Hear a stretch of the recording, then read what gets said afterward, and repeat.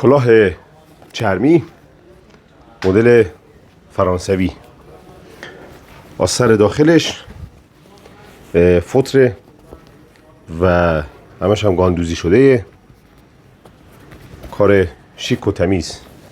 و اینا رو من یک توضیح مختصر بدم. دوستانی که این کلاه رو اینجوری میذارن سرشون، این در حقیقت اینجوری نیست، یعنی اینجوری بدچشمی میکنه. اینو بعد از این پشت سر بذارین و بکشینش پایین. بعد این در حقیقت باید اینجوری باشه، به این شکل باشه.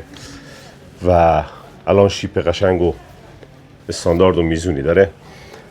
در مورد دور سر، سانت گرفتن دور سر، خیلی دوستان سوال داشتن.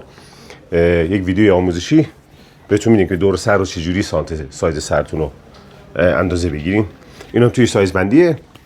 این سایز بزرگش از این سایز کوچیک‌تر. این برای سر 60 58 تا 60 62 هم اوکیه، چون سایزهای سر 2 سان میره بالا.